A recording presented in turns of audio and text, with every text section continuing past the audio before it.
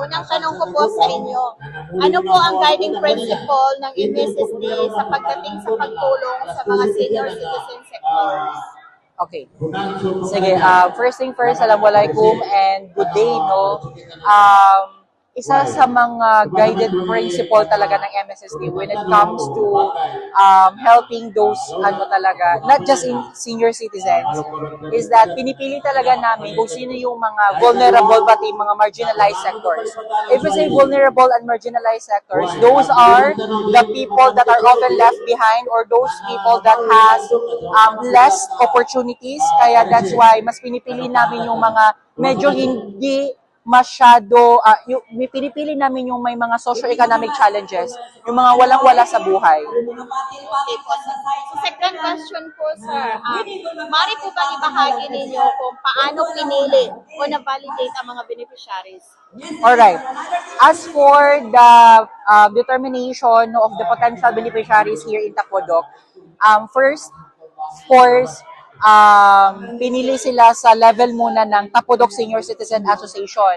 Since sila naman talagang nasa ground, so sila yung nagsiscreen kung ito po ba sila ay mga senior citizen. Not to mention na these are all senior citizens given the fact that kasali sila sa Tapodok Senior Citizen Association, which is in fact, according to the program guideline ng Welfare Goods for Social Protection, kasali ang mga senior citizens sa isa sa mga priority para bigyan ng welfare goods, no?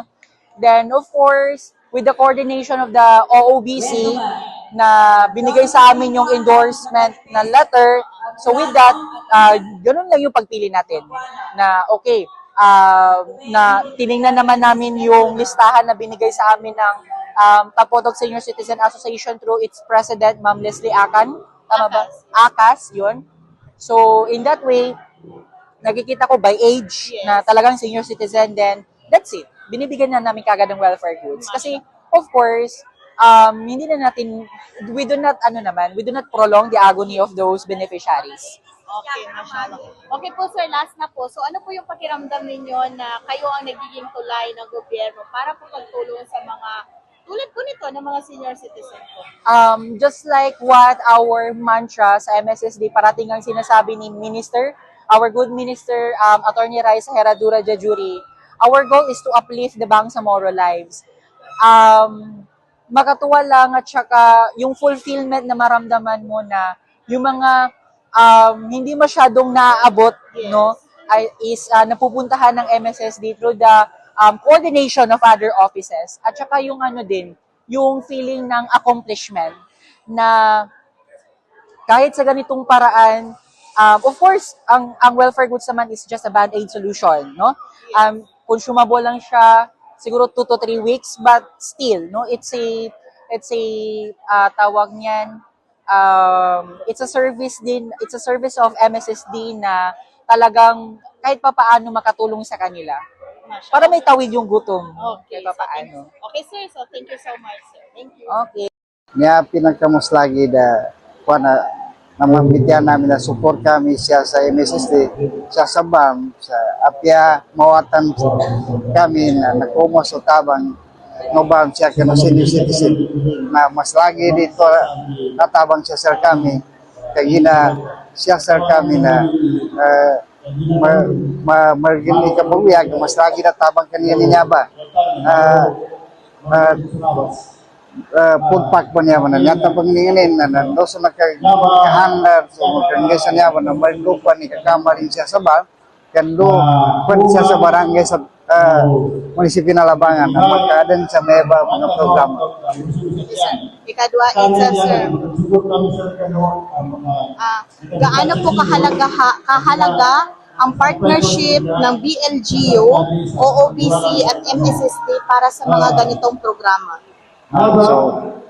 So mas lagi dia support sa BLGU kay kasarmi niya mga programa. So kapa ini sa mga assistance ka ano man lang nagkakuha na sa siya sa tapulukan niya na kena senior na niya para senior niya na so opisina nila na kaya namin grabe support niya buwan sa mura outside o territory na buwan sa mura. So, pangatlong question lang po, last. Sa iyong palagay po, paano po napapalakas ang partnership ng barangay at regional ministries po para sa mga vulnerable sectors? So, ang una-una dito is, ang ginagawa namin ito, ma'am, is consultation na kung saan kami pupunta na agency na magkapatulong sa mga kailangan ng mga bansamura dito sa Tapudok. Sir, unang tanong ko po sa inyo, ano po ang guiding principle ng MSSD sa pagdating sa pagtulong sa mga senior citizen sectors? Okay. Sige, first thing first, assalamualaikum and good day, no? Isa sa mga guided principle talaga ng MSSD when it comes to helping those, not just in senior citizens, is that pinipili talaga namin kung sino yung mga vulnerable pati mga marginalized sectors. If we say vulnerable and marginalized sectors, those are the people that are often left behind or those people that has less opportunities. Kaya that's why mas pinipili namin yung mga medyo hindi masyado, pinipili namin yung may mga socio-economic challenges, yung mga walang-wala sa buhay. Okay po. So, second question po, sir. Mari po bang ibahagi ninyo kung paano pinili o na-validate ang mga beneficiaries? Alright. As for the determination of the potential beneficiaries here in Tapodok, first, of course, pinili sila sa level muna ng Tapodok Senior Citizen Association. Since sila naman talagang nasa ground, so sila yung nagsiscreen kung ito po ba sila ay mga senior citizen. Not to mention na these are all senior citizens given the fact that kasali sila sa Tapodok Senior Citizen Association, which is in fact, according to the program guideline ng Welfare Goods for Social Protection, kasali ang mga senior citizens sa isa sa mga priority para bigyan ng welfare goods, no? Then, of course, with the coordination of the OOBC na binigay sa amin yung endorsement na letter, so with that, ganun lang yung pagpili natin. Na, okay, na tiningnan naman namin yung listahan na binigay sa amin ng Tapodok Senior Citizen Association through its president, Ma'am Leslie Acan. Tama ba? Akas, yun. So, in that way, nakikita ko by age na talagang senior citizen, then that's it. Binibigyan na namin kagad ng welfare goods. Kasi, of course, hindi na natin, we do not prolong the agony of those beneficiaries. Okay, masyado. Okay po, sir, last na po. So, ano po yung pakiramdam ninyo na kayo ang nagiging tulay ng gobyerno para po pagtulong sa mga, tulad po nito, ng mga senior citizen po? Just like what our mantra sa MSSD, parating ang sinasabi ni Minister, our good Minister, Attorney Raisa Herradura Jajuri, our goal is to uplift the Bangsamoro lives. Makatuwa lang at saka yung fulfillment na maramdaman mo na yung mga hindi masyadong naaabot, no, is napupuntahan ng MSSD through the coordination of other offices. At saka yung yung feeling ng accomplishment na kahit sa ganitong paraan, of course, ang welfare goods naman is just a band-aid solution, no? Consumable lang siya siguro 2 to 3 weeks, but still, no, it's a tawag niyan, it's a service of MSSD na talagang kahit papaano makatulong sa kanila para may tawid yung gutom. Okay, kahit papaano. Okay, sir, so thank you so much.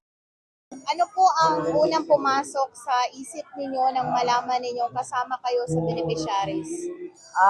Assalamualaikum warahmatullahi ta'ala wabarakatuh.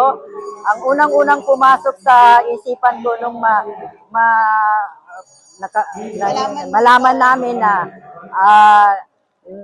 natanggap yung request namin, sinabi ko, alhamdulillah, kahit paano, pinagbigyan kami ng OBCC at saka MSSD.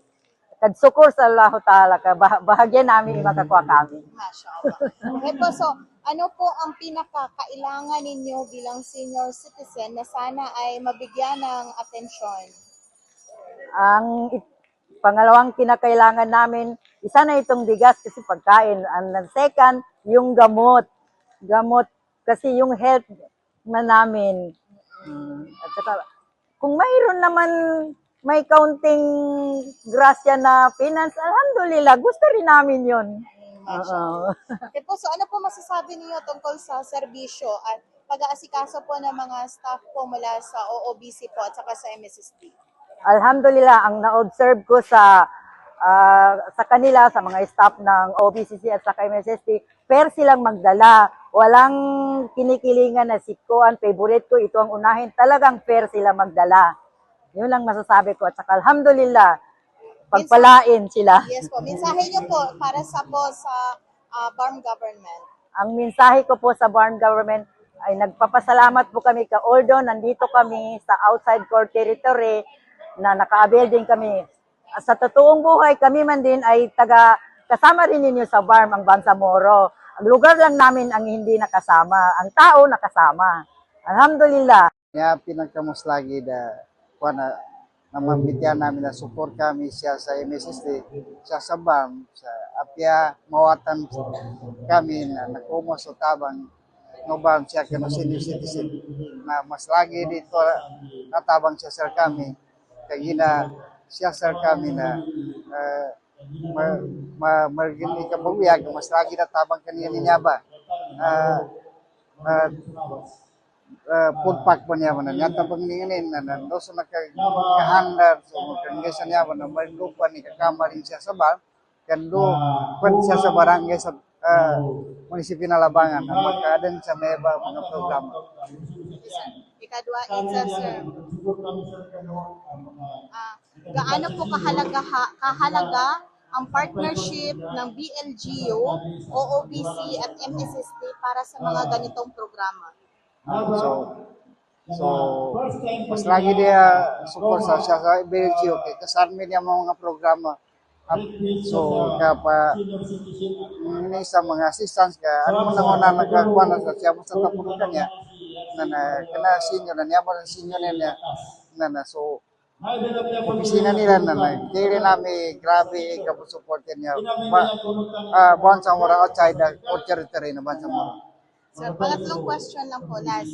Sa iyong palagay po, paano po napapalakas ang partnership ng barangay at regional ministries po para sa mga vulnerable sectors? So, ang una dito is, ang ginagawa namin ito, ma'am, is consultation na kung saan kami pupunta na agency na magkapatulong sa mga kailangan ng mga Bangsamoro dito sa Tapudok. Sige po, sir, Sokran. Sige. Ano po ang unang pumasok sa isip ninyo nang malaman ninyong kasama kayo sa beneficiaries? Assalamualaikum warahmatullahi ta'ala wabarakatuh. Ang unang-unang pumasok sa isipan ko nung malaman namin na natanggap yung request namin, sinabi ko, alhamdulillah, kahit paano, pinagbigyan kami ng OBCC at saka MSSD. Kadsukur sa Allah Ta'ala, bahagya namin makakuha kami. MashaAllah. Okay po, so ano po ang pinakakailangan ninyo bilang senior citizen na sana ay mabigyan ng atensyon? Ang pangalawang kinakailangan namin, isa na itong bigas kasi pagkain. And second, yung gamot. Gamot kasi yung health man namin.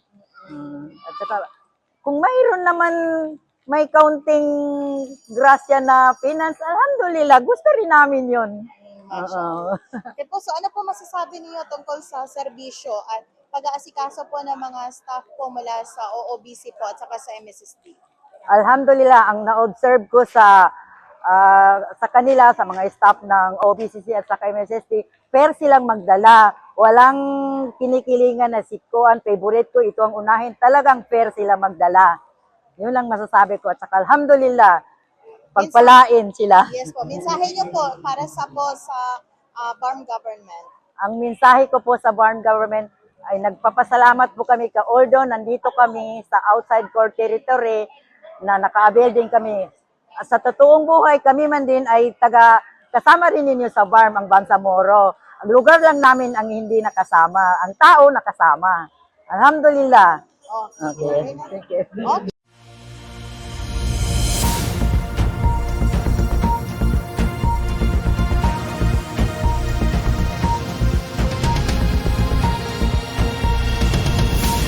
Bangsamoro ka saan ka man.